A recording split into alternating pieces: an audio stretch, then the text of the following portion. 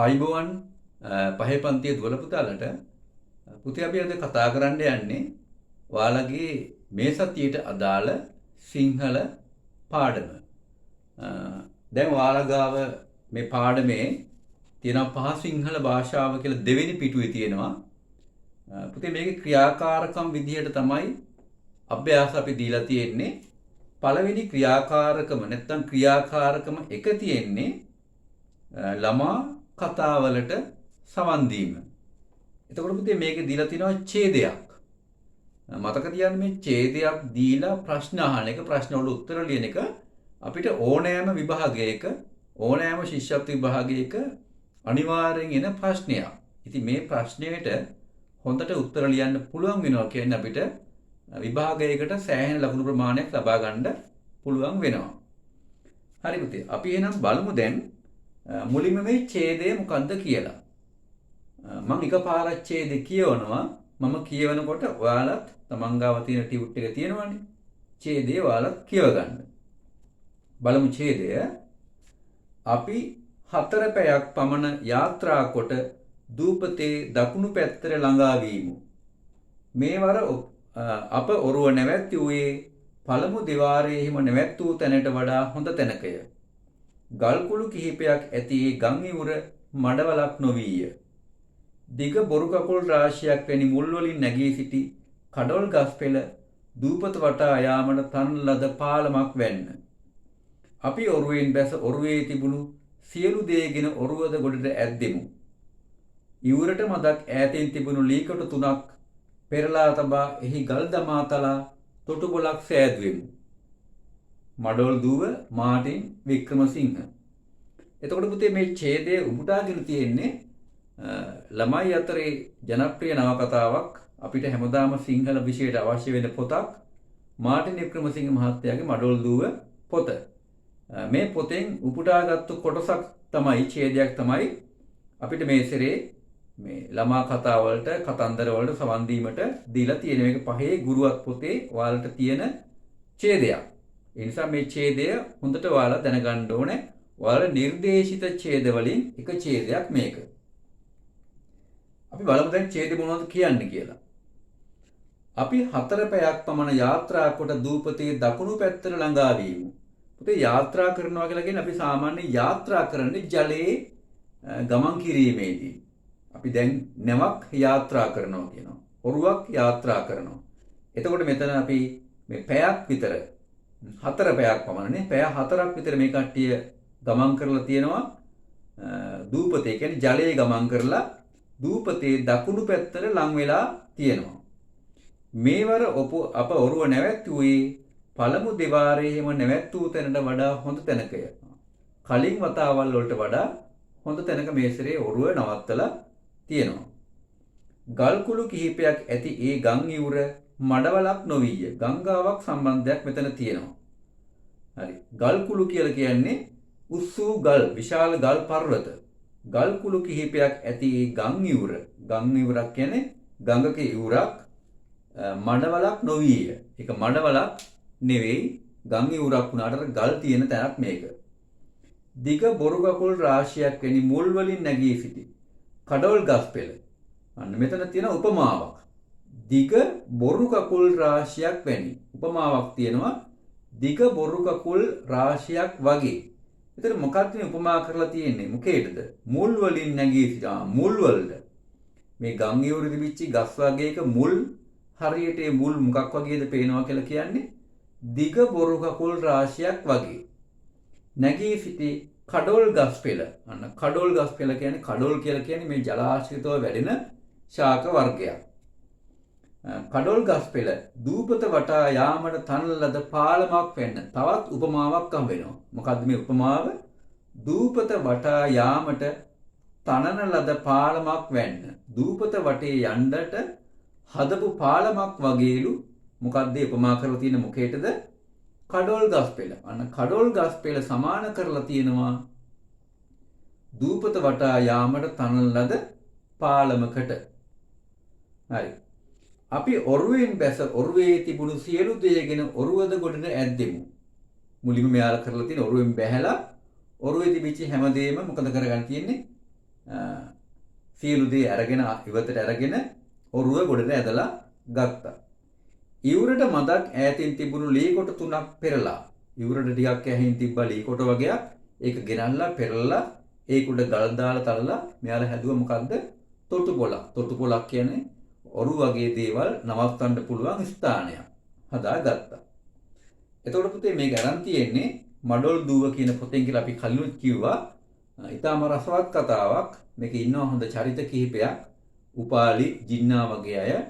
මේක ඔයාලත් පුළුවන් වෙච්ච වෙලාවක මේ පොත කියවන්න. ඊටාම රසවත් කතාවක්.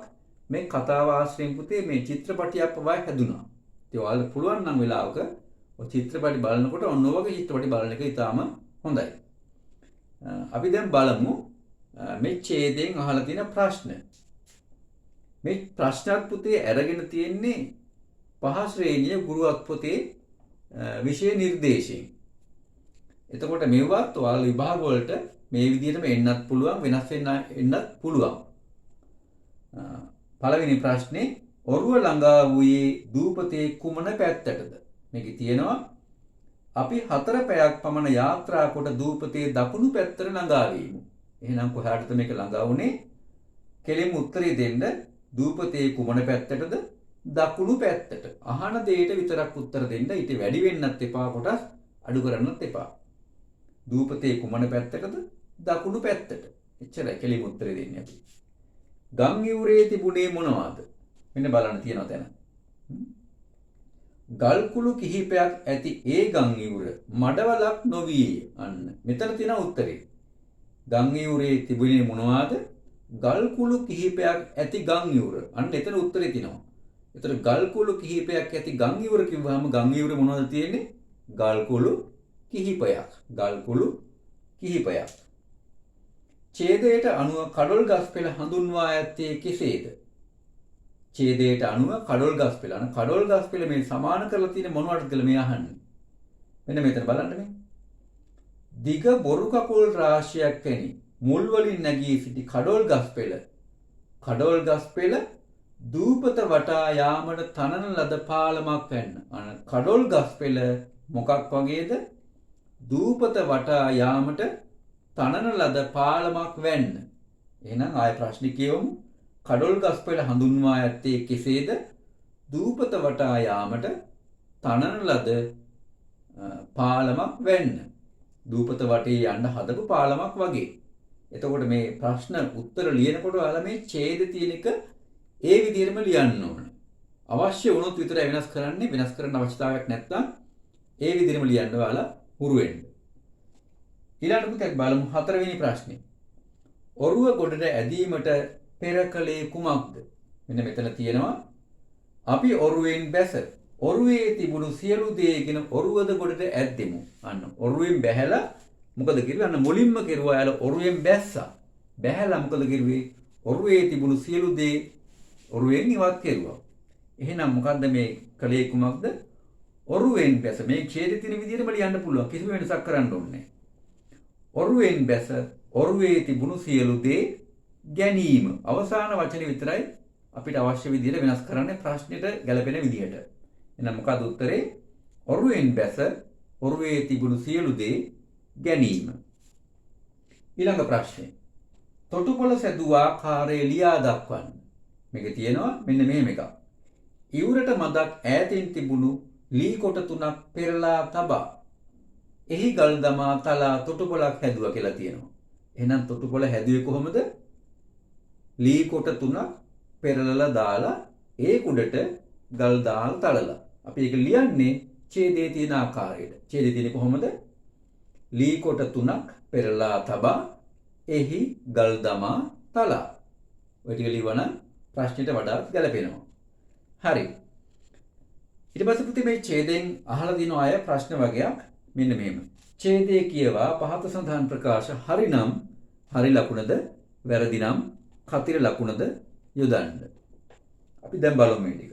පළවෙනි ප්‍රකාශය. 3 පැයක් පමණ යාත්‍රා කොට දූපතට ළඟා වීම. ඡේදයේ තිබේ මොකද්ද? අපි 4 පැයක් පමණ යාත්‍රා කොට දූපතේ දකුණු පැත්තට ළඟා වුණා කියලා. එහෙනම් මේකේ තියෙන්නේ 3 පැයක්. එහෙනම් මේ ප්‍රකාශය වැරදි. මෙවර ඔරුව නැවැත්වූයේ වඩා හොඳ තැනකය. මේකේ තියෙනවා මෙන්න මෙහෙම තැනක්.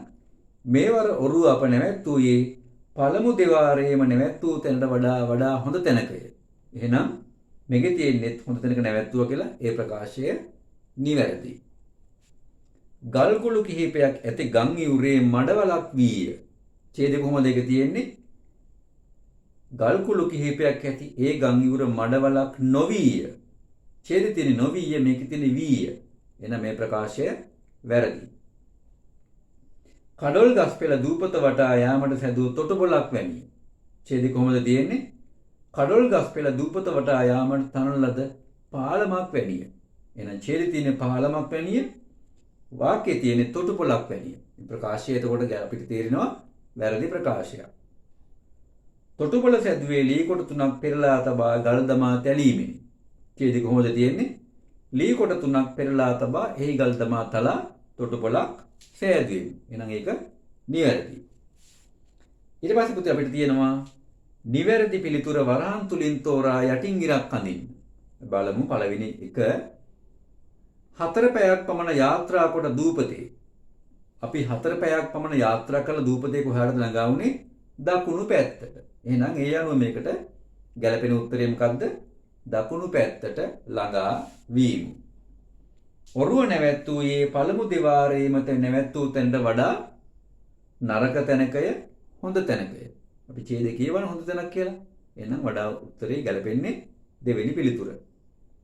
දිග බොරු කකුල් රැසක් මෙන් වූයේ මාර්ගස් පෙළය, කඩොල් ගස් පෙළය. මේ ඡේදයේ මාර්ගස් ගැන සඳහනක් වුණේ නැහැ. මේක සඳහන් වුණේ කඩොල් ගස් පෙළක් ගැන. එහෙනම් පිළිතුර කඩොල් ගස් පෙළ. ඔරුවේ තිබුණු සියලු දේගෙන ඔරුව මොකද කෙරුවේ?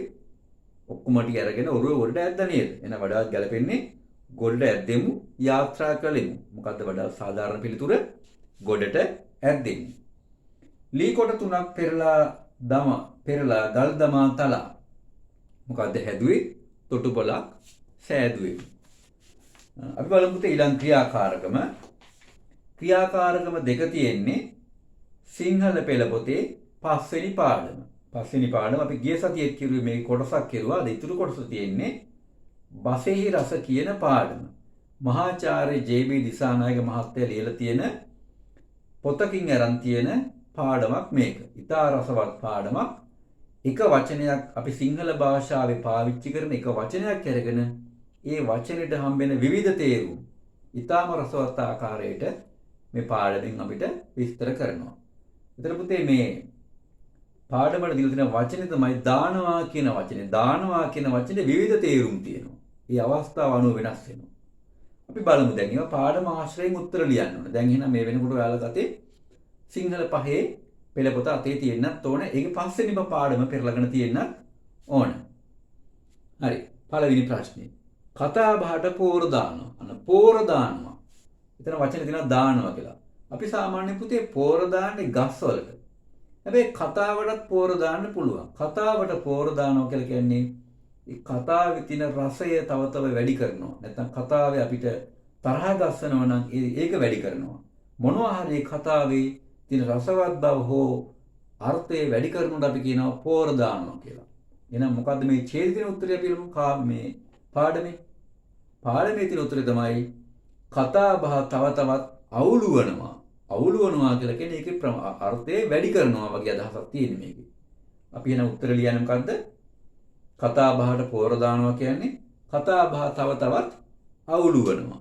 මේක ඔයාලට පෙළ පොත බලාගෙන ලියන්න පුළුවන්. මේ වචනේම පෙළ පොතේ මේක සඳහන් වෙනවා. ඒ නිසා වඩාත් ගැලපෙන්නේ මම කියන එක වගේම පෙළ පොතත් ආශ්‍රය කරගන්න. කාණු දානවා. එතන පුතේ කාණු දානවා කියලා කියන්නේ කාණුවක් කියන්නේ අපි පොළවේ කපනවා. උදැල්ලෙන් කපන දෙයක්. එහෙනම් මේ කපනවා කියන තේරුම දෙන්නත් දානවා කියන වචනේ පාවිච්චි කරනවා. නේද? හරි. එතනම් කාණු දානවා කියන්නේ කාණු කැපීම. කාණු කැපීම. පත්තරේ දානවා. පත්තරේ දාන්නේ මොකටද? මොනවා හරි දෙයක් ප්‍රචාරය වෙන්න. අපි ඔය ගම්වල කියන සමහර මිනිස්සුන්ටත් මොනවා හරි කිව්වහම ඒක පත්තරේ දැම්ම වගේ කියලා කියනවා. ඒ කියන්නේ යාලා එක කතාව පතුරවනවා කට කතාවලින්. මෙතන පත්තරේ දානවා කියන්නේ පත්තරේ පළ කරනවා. පත්තරේ පළ කරනවා. පත්තරේ පළ කරන්නේ මොකටද? යම්කිසි ප්‍රසිද්ධියක් ලබා ගන්න. අනිත් අයට ඒ පණිවිඩය දැනුම් දෙන්න. එහෙනම් මෙතන දානවා කියලා කියන්නේ පළ කරනවා කියන අර්ථය. පළ කරනවා. කඩයක් දානවා. කඩයක් දානවා කියලා වහම පුතේ මෙතන කඩයක් දැම්ම දානවා. ඒ කියන්නේ අලුතින් කඩයක් විවෘත කරනවා. එහෙනම් මෙතන මේ විවෘත කරනවා කියන අර්ථය දෙන්න දානවා කියන වචනේ පාවිච්චි කරනවා. එහෙනම් මොකක්ද ඒකට උත්තරේ? කඩයක් දානවා කියන්නේ කඩයක් ආරම්භ කරනවා නැත්නම් විවෘත කරනවා. පාටියක් දානවා. පාටියක් කියන්නේ අපි දන්නවා පොඩි සාදයක්. පාටියක් දානවා. එතන පාටියක් දානවා කියලා කියන්නේ පාටියක් නැත්නම් සාදයක් පවත්වනවා. අන්න පවත්වනවා කියන අදහස දෙන්නත් අපි දානවා කියන වචනේ පාවිච්චි කරනවා. ඔන්න පුතේ අපි අද දානවා කියන වචනේ තේරුම් පහක් ඉගෙන ගත්තා. මොකක්ද ඒ පහ? කතා බහට පෝර දානවා. එතන පෝර දානවා කියන්නේ කතා බහ තව තවත් අවුලු වෙනවා. කාණු දානවා. කාණු දානවා කියන්නේ කාණු කපනවා. අන කපනවා කියන්නේ දානවා කියලා කියනවා. පත්තරේ දානවා. පත්තරයක් මොන හරි දෙයක් දාන්නේ නැහැ පළ කරනවානේ. පළ කරනවා කියන අදහසට දානවා කියලා කියනවා. කඩයක් දානවා. කඩයක් දානවා කියන්නේ කඩයක් පටන් ගන්න විවෘත කරනවා. අන්න විවෘත කරනවා කියන අදහසට දානවා කියලා කියනවා. පාටියක් දානවා. පාටියක් පවත්වනවා සාදයක්. අන්න පවත්වනවා කියන අදහස දෙන්නත් අපි දානවා කියන වචනේ පාවිච්චි කරනවා. හරි පුතේ. දැන් අපිට තියෙන බෝඩ් එක මෙච්චර ලිව්වේ නැහැ. අවශ්‍ය නැති නිසා දැන් තියෙනවා බෝඩ් එකේ පොඩි වැඩක් කරන්න. ක්‍රියාකාරකම 3. මහා ලොකු වැඩක් නෙවෙයි. මොකද්ද මේකේ තියෙන්නේ? උක්තය ඒක වචන පුරුෂ ලිංග පද. අන්න හොඳට තේරුම් ගන්න. ඒක වචන පුරුෂ ලිංග පද යෙදුණු අතීත කාල වැකි. අතීත කාල වැකි. අපි මුලින් බලමු ඒක වචන පුරුෂ ලිංග පද මොනවද කියලා. ඒක වචන කියන්නේ එක්කෙනෙක් අදහස් කරන පද. අපි මොනවද බලමු? මිනිසා.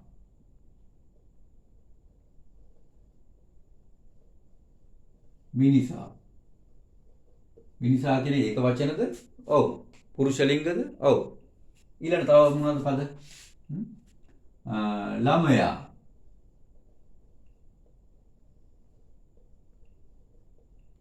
තව මොනවද පුළුවන් ගන්න? සිසුවා.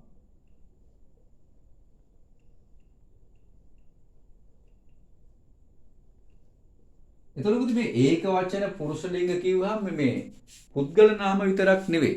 මේකට සත්තුන්ගේ නම් ගන්නත් පුළුවන්. සත්තුත් ඉන්නවනේ පුරුෂ ලිංග පද තියෙන කට්ටිය කවුද? සිංහයා.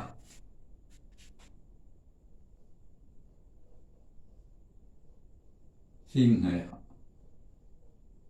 කුරුල්ලා.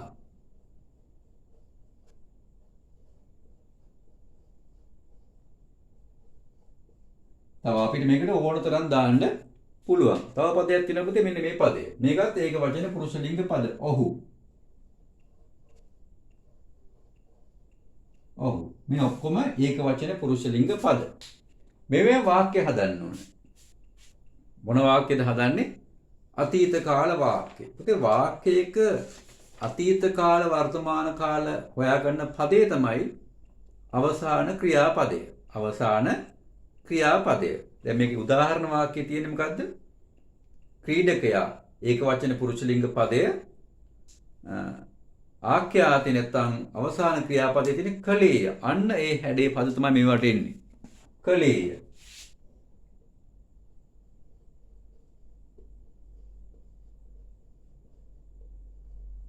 කලේය. මෙන්න මේ හැඩේ පද දාන්න දැන් මේකට. මොනවද ඒවා? මිනිසා ක්‍රීඩා කළේය. ළමයා ගමට ගියේය. ගියේය. සිසුවා මොකක්ද අපි දාන්නේ? සිසුවා පන්දුවට ගැසුවේය. සිංහයා දඩයමට ගියේය. කුරුල්ලා අහසේ පියෑඹුවේය. ඔහු ගොවිතැන් කළේය. මෙන්න මේ හැඩය පුතේ තමයි මේකට ඒ ආඛ්‍යාත පදවලට එන්නේ. මතක තියාගන්න මේ ආඛ්‍යාත ලියද්දී මේ ය අකුර ඈත් වෙනවා. කළේය. ය ඈත් වෙනවා. හිතක් තියන්න ඕනේ. එතකොට ඔයාලට මෙන්න මේ කියපු පදවලින් ඕනතරම් ඒක වචන පුරුෂ ලිංග පද හොයලා ලියන්න පුළුවන්. හැබැයි මතක තියාගන්න මේ පද මේවත් පුතේ හදද්දී මේ අවසාන ක්‍රියාපදය එකම જાතියෙන් දාන්න එපා. කලේ කලේ දාන්න එපා. අපි පුළුවන් තරම් මේ අලුත් වචන ගන්න ඕනේ.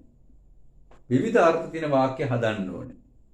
මේ ඒක වචන පුරුෂ ලිංග අතීත කාල පද වාක්‍ය. ඒ නිසා ඔයාලා මේ බෝඩ් එකේ දීපිකම නෙමෙයි අලුත් පද හොයාගන්න. ගොවියා, වෙලෙන්දා. ඒ වගේ පුළුවන් ඕන තරම් හොයාගන්න. ක්‍රියාපදත් එකින් එක වෙනස් කරන්න ඕනේ. අපිට පුතේ මේකේ තියෙන වාක්‍ය 4යි ලියන්න තියෙන්නේ. ඔයාලා මෙහෙම දෙයක් කරන්න. ඒ 4න් දෙකක් ලියන්න පුද්ගල නාම පද දාලා. ඉතුරු දෙක ලියන්න සත්ව නාම පද වලින්. ඒ විදිහට මේක සම්පූර්ණ කරන්න. දැන් පහේ පන්ති නිසා ඔයාලා මේ පොඩි වාක්‍ය ලියන්න එපා. අඩු ගානේ වාක්‍යයක වචන 4ක්වත් තියෙන ලියන්න ඕනේ. ඒක තමයි අපි අලුත් දේවල් ඉගෙන ගන්නවා කියලා කියන්නේ නිර්මාණශීලී වෙනවා කියන්නේ.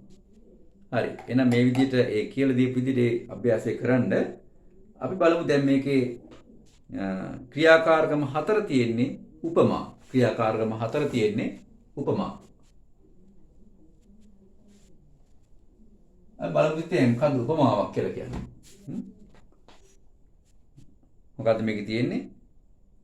පහුර ඡේදයක් තියෙන අපි ඡේදෙ බලමු. පහුර ගඟ පහළට ඇදී ගියේය. ගඟ දෙපස ඇති උණ පඳුරු වල අගිස් ගඟට නැමී ඇත්තේ කර උස්සා අපදෙස බලා සිටින මිනිසුන් මෙනි. ඒ උණ පඳුරු වල වැසූ කොකුන්ගේ සුද පෙනෙන්නේ ඉගිලෙන විටය. විශාල කොට්ටන් ගස්වල එල්ලුණු වවුලන් නගන හඬ චිරිචිරිස් හඬින් ඇසේ. උන් පියාඹා යන්නේ හෙලිකොප්ටර් වෑනා පරිද්දෙනි. කදුරු කිරල දොඹ ඇහැල හික්කාදී ගස් ගඟ දෙපස සිටින මුරකරුවන් වැන්න. ඈත ගසක අත්තක ගඟදියේ ගෑවෙන්නේ ගඟහා රහස් කොඳුරන ලෙසිනි. පස සෝදා යාම නිසා සමහර ගසක මුල් අපට පෙනෙන්නේ අඬු විහිදාගත් දැවැන්ත සතෙකු මෙනි. ගස් පැනක ඇති විශාල ගස් බිනයක කෙනෙකුට පදිංචියට තරම් වේ. හරි. එතන පුතේ මේ ඡේදය අරන් තියෙන්නේ සෝමවීර සේනානායක මහත්තයා ලියපු ගංගාත්තර කැලේ කියන පොතේ. පහුරක ගමනක් ගිය. පහුරක ගිය ගමනක්. අපි මේක පාඩමකුත් තිබ්බා ගංගාත්තර කැලේ කියන පොත තමයි මේකට මූලාශ්‍රය වෙච්ච පොත. ඒ පොතේ තියෙන එක කොටසක් පහුරක ගිය හැටි ආකාරයක්. එතකොට මේ පහුරක ගිය අවස්ථාව ඒ අවස්ථාවේ වෙච්ච සිද්ධියක් තමයි මේ ඡේදය අරගෙන තියෙන්නේ. හරි.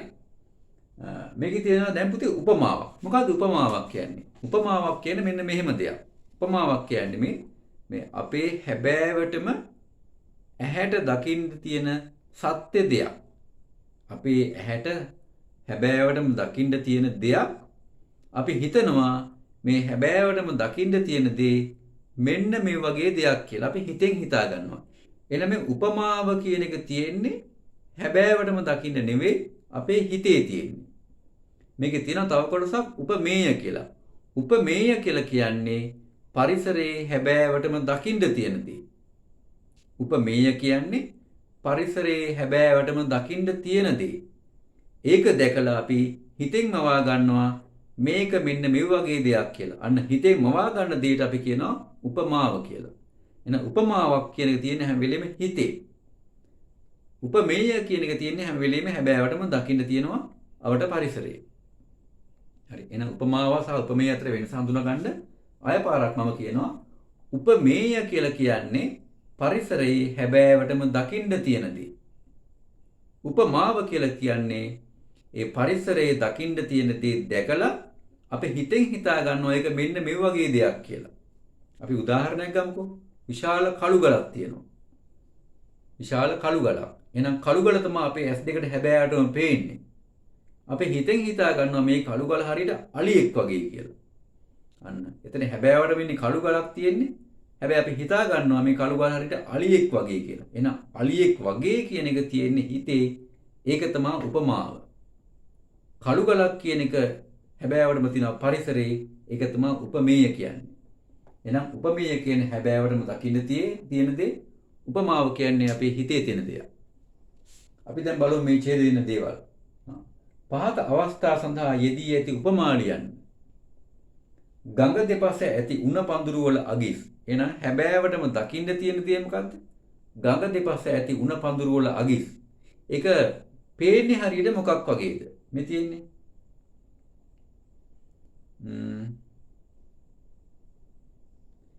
ගඟ දෙපස ඇති උණ පඳුරු වල අගිස් ගඟට නැමී ඇත්තේ. උණ පඳුරු ලගිස් දැන් ගඟට නැමිලා තියෙනවා. ඒක හරියට පේන්නේ මොකක් වගේද? හිතෙන්නේ මොකක් වගේද? ගඟ හා කර උස්සා අප දෙපස බලා සිටින මිනිසුන් මෙනි. මොකද මෙතන තියෙන්නේ ගඟ දෙපස ඇති උණ පඳුරු වල අගිස්.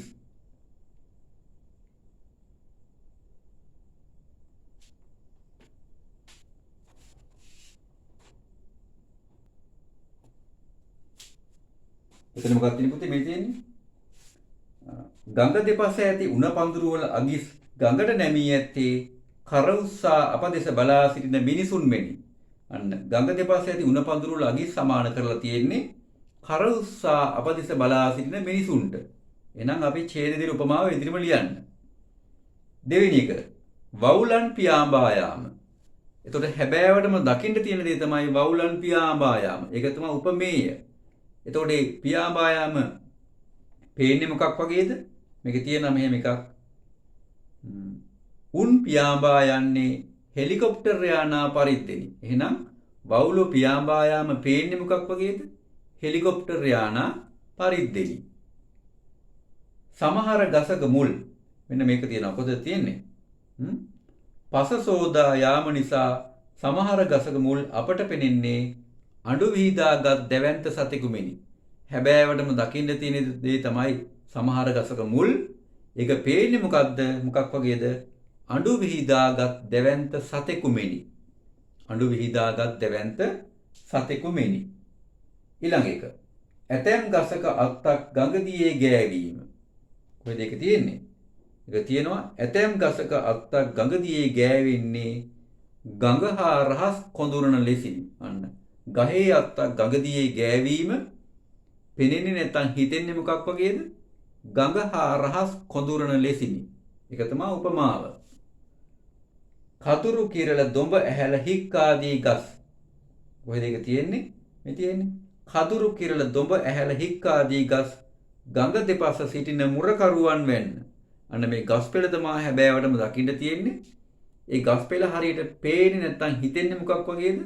ගඟ දෙපස සිටින මුරකරුවන් වෙන්න. එතන පුතේ මෙන්න මේ විදිහට අපිට ඕනෑම දෙයක ඡේදයක වාක්‍යයක උපමාව සහ උපමේය වෙන් කර ගන්න පුළුවන්. ආය පාරක් කියනවා හොඳට අහගන්න. උපමේය කියන්නේ හැබෑවටම දකින්න තියෙන දේ. උපමාව කියලා කියන්නේ අපේ හිතෙන් හිතා ගන්න දේ. ඔන්න මේ දෙක අතර වෙනස හොඳට අවබෝධ කර ගන්න ඕනේ. එතකොට අපිට සාර්ථක උත්තර ලියන්න පුළුවන්. එහෙනම් පුතේ අපිට අද සිංහල පාඩමේ මෙච්චර මේ ටික තමයි අපිට අභ්‍යාස දීලා තියෙන්නේ. මතක තියාගන්න මේ හැමදේම පුතේ ලියන්න ඕන ඔයාලා අකුරු වලින්. ඒ නිසා ඔයාලා මේ පාඩම් වල උත්තර ලියනකොට අකුරු ගැන ඉතාම සැලකිලිමත් වෙන්න ඕනේ. මොකද අපි කොච්චර ඉගෙන ගත්තත් කොච්චර කඩපාඩම් කෙරුවත් මොන දේ කෙරුවත් පොත්පත් කොච්චර කියෙව්වත් විභාගයකින් සමත් වෙන්න නම් අකුරු ලියන්න ඕනේ. හේතුව තමයි ඔයාලගේ සියලුම දැනුම අනින්නේ ඔයාලගේ කටින් අහන ප්‍රශ්න වලින් නෙමෙයි ඔයාලා ලියන දෙයි. ඒ නිසා ඔයාලා කොච්චර දේවල් ඉගෙන ගත්තත් කොච්චර මොලේ පුරව ගත්තත් ඒ දේ ලියා ගන්න බැරි නම් ඔයාලා විභාග අසමත් වෙනවා. ඒ නිසා ඔයාලා මතක තියාගන්න ලියන දේ ඊටාම පැහැදිලිව නිරවුල්ව ලියන්න. ඒක තමයි විභාගයක් පාස් වෙන්න අවශ්‍ය මූලිකම දේ. කොච්චර දැනගත්තත් ලියා ගන්න බැරි නම් එයාගෙන් වැඩක් වෙන්නේ නැහැ. අපි කරන දේ ගොඩාක් අසාර්ථක වෙනවා. ඒ නිසා මේ ප්‍රශ්න පත්‍ර වල තියෙන දේ ඊටාම නිවැරදිව ඊටා පැහැදිලි අකුරින්. අනිත් පොතේ තව දෙයක් කියනෝනේ පහේ පන්ති ළමයින්ට මේ අකුරු ලස්සනට ලිව්වට වැඩක් නැහැ. ඔයාලා මේ ප්‍රශ්න පත්‍ර ලියා ගන්න තෝරගන්න පැන්සල. පැන්සලත් ඊටාම වැදගත්. මොකද සමහර ළමයි පැන්සලෙන් ලියනවා අකුරු ලස්සනයි, නිවැරදි. හැබැයි ඊටාම ලා පාඩට ලියන්නේ. එතකොට මේ කියව ගන්න හරි අමාරුයි. ඒ නිසා ඒකත් ඔයාලා ලොකු අවාසියක් වෙනවා. ඒ නිසා මේ ලියා ගන්න ඔයාලා මේ ඡේද නැත්නම් ප්‍රශ්න පත්‍ර ලියන ගන්න පැන්සලත් ඉතා වැදගත් ප්‍රශ්න පත්‍රයකට උත්තර ලියනකොට. ඒ නිසා මේ සියලුම දේවල් ගැන සැලකිලිමත් වෙලා මේවා ලියන්න හුරු වෙන්න. දැන් ඉඳලම හුරු වුණොත් විභාගී දවස වෙනකොට මහ ලොකු දෙයක් අමාරු දෙයක් වාට නැහැ. මොකද ඔයාලා හැම දෙයකටම හුරු වීම නිසා. හුරුව තමයි ඕනෑම දෙයකට වැදගත් වෙන දේ.